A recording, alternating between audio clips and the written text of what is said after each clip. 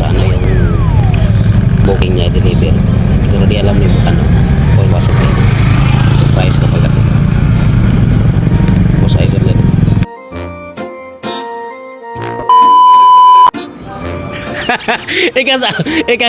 Kakasahot mo pa ako.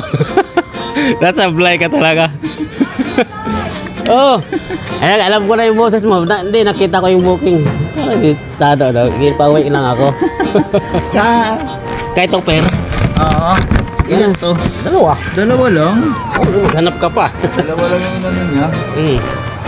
Gcash ko na, add na lang ako ng pang cash out. Sige, mag-add mo na. Bahala ka sa buhay mo. Wala ka na pala sa ano? Ano? Coordinator ako. Corneto ka na? Coordinator. Ay, coordinator ka na? Maintenance din.